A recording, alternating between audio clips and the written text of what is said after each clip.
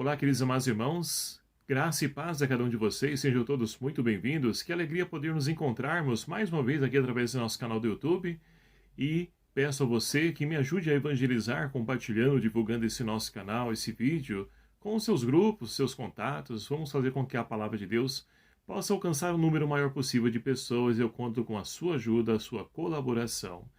Estamos vivenciando então a sexta-feira, dia 5 de junho de 2020, a nona semana do Tempo Comum. E a liturgia de hoje propõe para a nossa reflexão o Evangelho de São Marcos, capítulo 12, versículos de 35 a 37, que vai nos narrar o seguinte: Naquele tempo, Jesus tomou a palavra e ensinava no templo. Porque os escribas dizem que o Cristo é filho de Davi?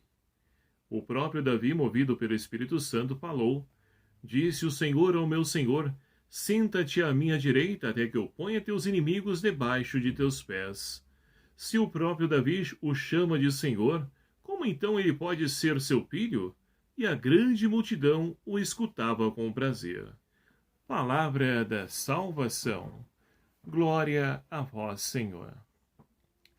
Queridos e amados irmãos, estamos então caminhando nesse nosso tempo comum e podemos então ver Jesus agindo no meio do povo e hoje de maneira especial ensinando no templo, tomando a palavra dos escribas para poder então trazer um ensinamento acerca da sua pessoa e principalmente acerca também da Sagrada Escritura. Tanto que ele menciona, se o próprio Davi, ele então diz que o Senhor estará ali ao seu lado, como é que o Messias pode então ser seu filho? É para isso nós precisamos então recorrer ao Antigo Testamento, onde nós temos então a profecia de Natã, onde Deus promete a descendência de Davi, o Messias que irá então reinar, governar o mundo. E assim então, Jesus Cristo, ele chama a atenção dos escribas, que são as pessoas responsáveis por ensinar, por transmitir a riqueza da palavra, para que eles possam compreender de forma clara que Jesus não é filho de Davi, mas ele veio da descendência para poder então cumprir essa promessa, a qual então o Pai fez a toda a humanidade e que todos aguardavam ansiosamente a vinda desse Messias. Então Jesus veio para poder cumprir a promessa do Pai.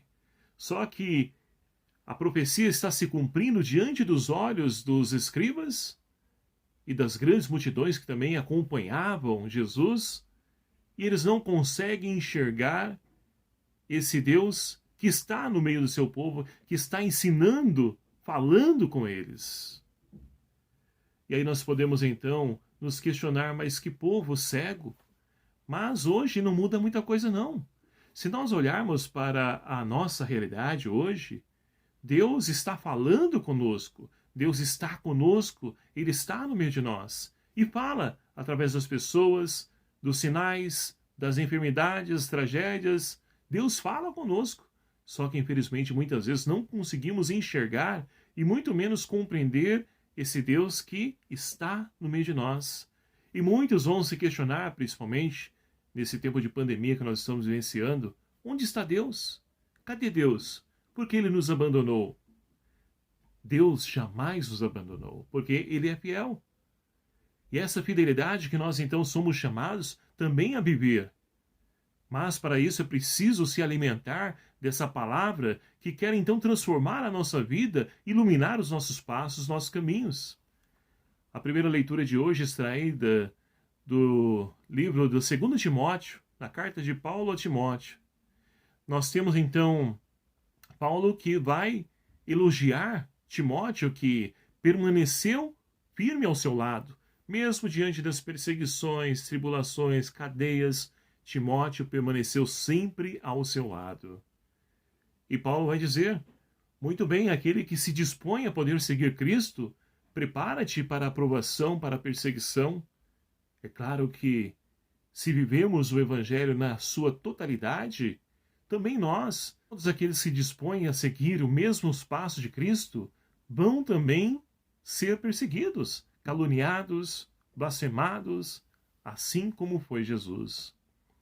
mas precisamos permanecer firme para que nós possamos, então, com Cristo, adentrar o festim da eternidade. Precisamos manter-nos fiéis, porque Ele é fiel. E é nessa fidelidade a essa palavra que nós, então, somos chamados a permanecer. Sabemos que, infelizmente, nos dias de hoje, são várias as tentações ou os caminhos que tentam nos desviar, nos seduzir, para que nós possamos, então, trilhar outros caminhos que não nos levam a lugar algum.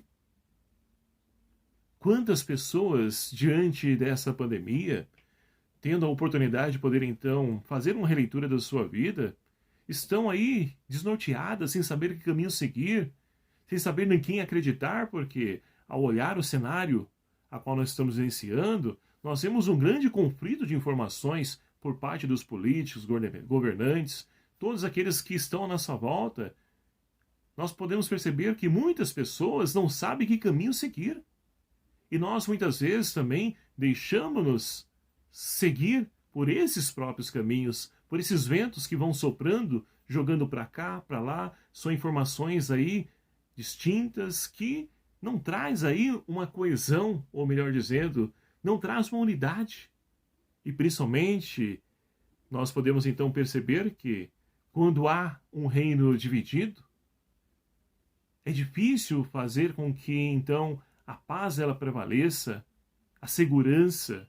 Pelo contrário, há divergência, aqueles conflitos, e isso vai então levando pessoas de um lado e do outro a poder então aí também a entrar nesse jogo político. Então, meus queridos amados irmãos, é preciso ficar com aquilo que a palavra nos instrui e nos ilumina, porque a palavra de Deus, ela é certa, ela nos leva para a vida, nos leva para a salvação. E o salmista de hoje, ele nos convida então a fazer essa experiência. Os que amam vossa lei têm grande paz. Aqueles que amam os ensinamentos, o evangelho, os mandamentos, esses podem então acolher essa paz que provém não das seguranças terrenas que nós temos, mas através da fé nós podemos então ter essa paz que nos ajuda a podermos então a enxergar as coisas da maneira correta, a poder perceber Deus agindo nas entrelinhas da história, mesmo diante das adversidades. É essa paz que vem de Deus, que nos ajuda a poder prosseguir essa nossa caminhada, sem medo, na confiança, na esperança que tudo isso vai passar, que tudo isso vai ser transformado. E o que nós esperamos, que depois de toda essa pandemia, surja um homem, uma mulher nova. Mas tudo isso, meus queridos amados irmãos, só será possível se nós então buscarmos conformar a nossa vida com a palavra de Deus. Porque é ela que nos ajuda a erigir, a edificar esse homem, essa mulher nova, a qual então a palavra de Deus nos convida. Para que assim possamos então ter claramente quem é Jesus. Porque o Evangelho nós podemos perceber que as pessoas não enxergam Jesus como Messias. Vem nele apenas um carpinteiro, uma pessoa de lá da Galileia, uma pessoa que então traz uns ensinamentos que ninguém sabe de onde vem, mas que ficam admirados com isso. Não conseguem enxergar que tudo isso provém do Espírito Santo, que agia em Jesus e que age também em cada um de nós. Portanto, queridos amados irmãos, peçamos ao Senhor que nos conceda a graça de podermos então ter claramente quem é a sua pessoa, para que assim nós possamos acolher esse projeto de vida e salvação que Ele traz para cada um de nós e que a palavra de Deus é o caminho a qual nós devemos então trilhar. Que o Espírito Santo de Deus seja a nossa força, Maria Santíssima, nossa Mãe, interceda por cada um de nós e nos ajude a poder então colocar em prática, viver essa palavra do seu Filho Jesus. Louvado seja o nome do nosso Senhor Jesus Cristo, para sempre seja louvado.